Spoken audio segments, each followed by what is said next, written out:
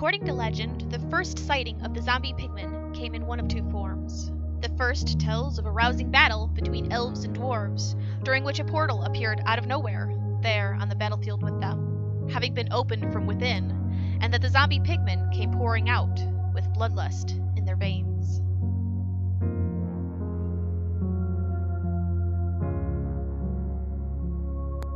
The second tale suggests it was actually the Elven King Jeklik himself who either created or discovered the portal, and realizing its potential, sent in scouts to learn more, and eventually began to mine the Nether for its precious quartz.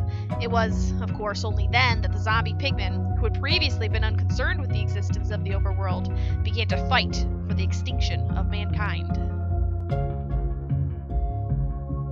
Those early warring years are all but lost like grains of sand in the desert, forgotten or removed from the annals of history. No library or treasure trove has the full tale. No one now alive remembers the horrors their ancestors lived through. All the overworld knows now is that a portal has been reopened and the war begun all over again.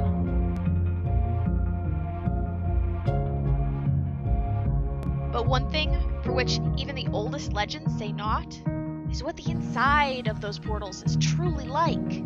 Who lives there? What story do they have to tell? Do they have homes that they build and protect? Fields that they plant and harvest? Do they laugh with their families in their innocent mirth? Do they cry when they are hurt?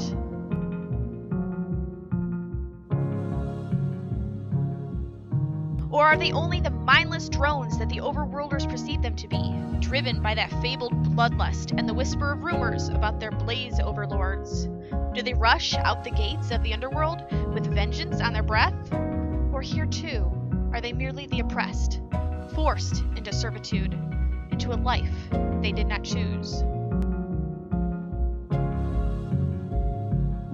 Are the roots of the world tree burned so short that the forefathers' deaths would be in vain?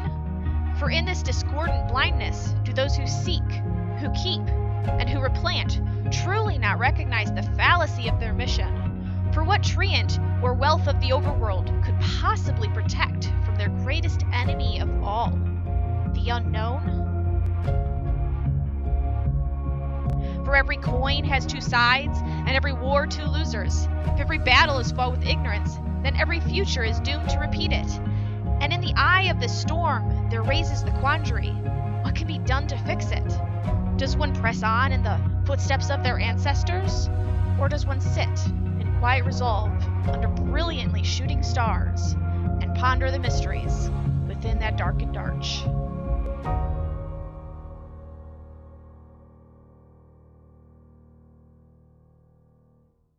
They came in the dark of night, like thieves on a blood-soaked breeze.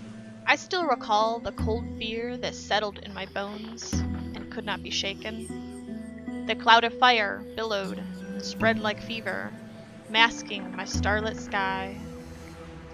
Clash of steel and strike of fist, they came pouring down alleys and along many piers. Doors were broken down and windows shattered as I lay beneath my bed. I could hear screams of terror in the streets of my home. Men rushed to death while women hid their young, but not one among us was safe, and few survived that initial wave. Shadows played on the walls as the unknown beast descended. Not a word known to us was uttered by those fearsome monsters. Not a sign was given to answer the reason for their arrival. But they did not stop their assault, and they showed no mercy. Like mindless drones seeking an unknown prize. A mangled body fell through my window. It slumped across the floor. Sightless eyes stared unblinking, and I knew the end must be near. Then silence and bitter cold. And a question: did some of us somehow not fall prey? But who would dare to rise and see the carnage that must surely lay in our streets? On hands and knees I trembled to the window, and my face was washed in a purple glow that emanated from the mountainside. The mesmerizing, terrible beauty of that sight will remain immortal, etched by the claws of death into every mind that glimpsed it.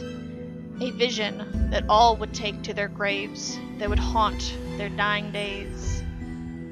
We learned so little from the mess that was left behind. Whatever had we done? What gods had we offended that brought this massacre down upon us? What offering of peace could we extend to stave off our shadowed foes?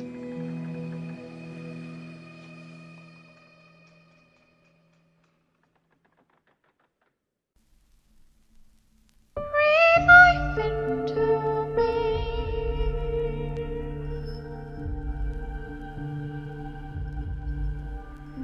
Breathe life into me.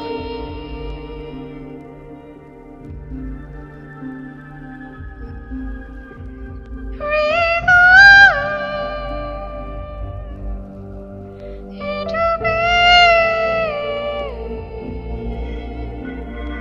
Sing with me now till I grow.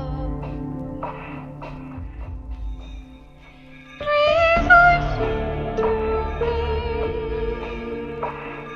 Sing till I grow.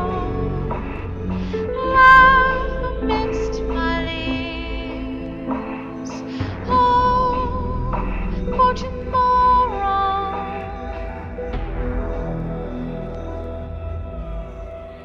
And then we'll forget about this dark past, never to return. Then we will be back home.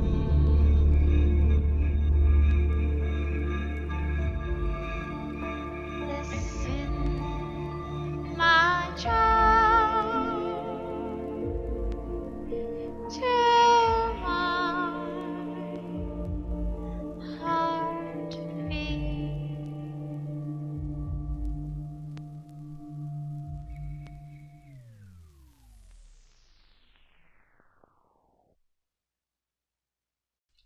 Come sit around my fire and listen to my tale, for I have seen what lies inside that dark and torpid veil. I will tell you horrors grim and frighten you to death, for this is no mere ghost story that would steal all your breath. I have heard of drums in deep where moon has never shone, and voices chant a fateful tune midst horns aplenty blown.